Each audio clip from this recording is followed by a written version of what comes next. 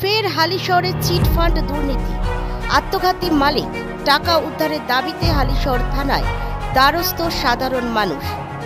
হালিশহর মনসাতলার বাসিন্দা সমীর মোদক দীর্ঘ কয়েক বছর ধরে বিকাশ ট্যুর অ্যান্ড ট্রাভেলসের নামে সাধারণ মানুষের কাছ থেকে ফান্ডের বই করে দেওয়ার নামে প্রচুর টাকা তোলে। অবশেষে টাকা শোধ দিতে না পারায় আত্মঘাতী হয় সমীর মোদক। আত্মঘাতীর কথা শুনে চিন্তায় গ্রাহকরা কিভাবে তাদের টাকা উদ্ধার করবে। অবশেষে আজ হালিশহর থানায় দ্বারস্থ। Bureau report, news 24 Bangla. বলছি আজকে প্রায় মাস দেড়েক হবে সমীর মোদক বলে একটা ভদ্রলোক আছে, আজকে প্রায় 30-35 বছর ধরে ব্যবসা করছে। এই ব্যবসা প্রায় ফান্ডের ব্যবসা করছে। আমরা প্রায় না হলে কম করে বুধবারে ম্যাক্সিমাম 4 ভাগে 3 ভাগ লোক বই করেছে। আর আমাদের মনসাতলা চত্বরে, দত্তপাড়া চত্বরে, হালিশহর লাল স্কুলে, এদিকে আমাদের সিটি বাজার, এদিকে রেলের ফান্ডের ব্যাপারে যারা রেল স্টাফ, তাদের কাছ থেকে সব কিছু লোন নিয়ে একটা ব্যবসা করেছে, চিট ফান্ডে যেটা বসে। আমাদের দোষ আমরা কেন করেছি? আমরা লোভে করেছি, দোষটা আমাদেরই। যেহেতু আমরা জানি যে আমাদের লোক দেখাতো যে 45 দিনের মাথায় টাকা ডবল হয়ে যাবে, সেই আশায় ওর কাছে টাকা করতে দিয়েছে, সেই টাকাটা প্রচুর হয়ে গেছে। কী হয় একদিন আমরা জানতে পারলাম কি সমীর মোদক মারা গেছে, যে ভদ্রলোক, তাও আমরা জানতাম না। ওর বউ বললাম, ও বউ বলছে ও মরে গেছে, আমি জানি না ওর বউ মরে গেছে। ভালো কথা।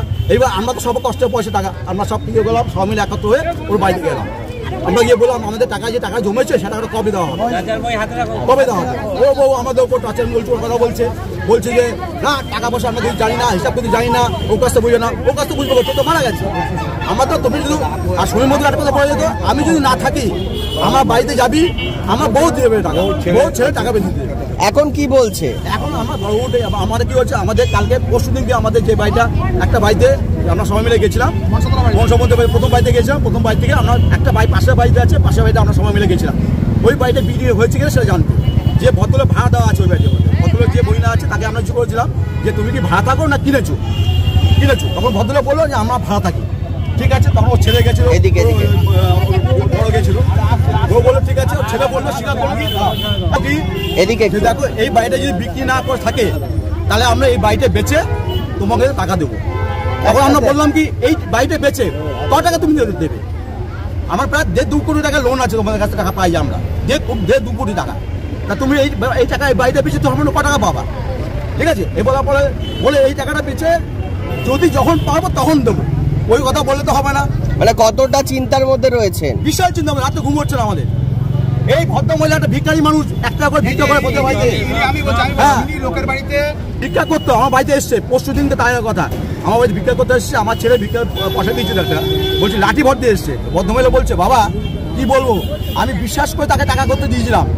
আজ আমার কপালে আজকে আমি ভিক্ষার লোকের কাছে ভিক্ষা করে খাই। আমার টাকা। কি নাম ওনার? ভদ্রলোকের নামটা জানি না, আমার ছেলে পরে বলার পরে আমি শুনলাম, তারপরে বেরিয়ে গেছে ভদ্রলোক।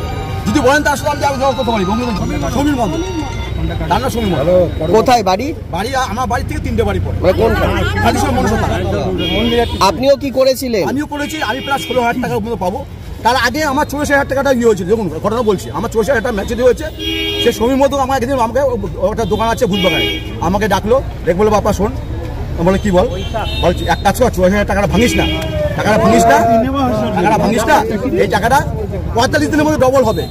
ঠিক আছে, তুই একটা আছে টাকাটা রেখে দে। আপনার নাম? আমার নাম বাপ্পা রায়। কি হয়েছিল? বিকাশে টাকা রেখেছিলাম, উনি হঠাৎ করে শুনলাম সুসাইড করেছে। এখন আমাদের 3 বোনের সব ছেলে মেয়েকে যাই হোক মানুষ তো করতে হবে, শ্বশুরবাড়ি থেকে আমাদের চাপ দিচ্ছে, আমাদের টাকা দিতেই হবে। এখান থেকেও বলছে আমরা টাকা দিতে পারবো না। এবার আমরা কি করবো, সেই চাইছি বিচার। আমরা হালিশহর থানায় জানিয়েছেন? থানায় জানিয়েছি, দেখা যাক কি করা যায়। কিন্তু এই টাকা আমরা চাই, আমরা আসল চাই। সম্পত্তি আছে বলো? হ্যাঁ সম্পত্তি আছে, সব আছে, অনেক সম্পত্তি আছে। রেলে চাকরি করতে না, আমরা অনেক দূরে থাকি, সেখান থেকে ডেকে এনে আমাদের করিয়েছে। আমরা করতে চাইনি রীতিমতো এই কাজ। আপনার নাম? আমার নাম টুম্পা ঘটক। বলতে আমাদের যে গরিব মানুষ লোকের বাড়িতে কাজ করে খায় এবং যারা জোগালি কাজ করে তাদের আমরা 10 টাকা 20 টাকা করে উনি বই করাতেন।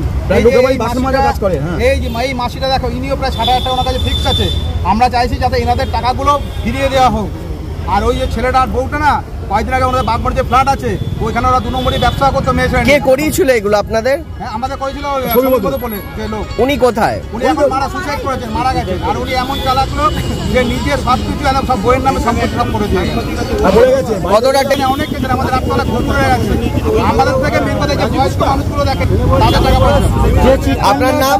যে চিট ফান্ডে টাকা রেখে এর নাম হচ্ছে বিকাশ স্টুডেন্ট ট্রাভেল। আপনার নাম? আমার নাম দীপঙ্কর ব্যাপারী।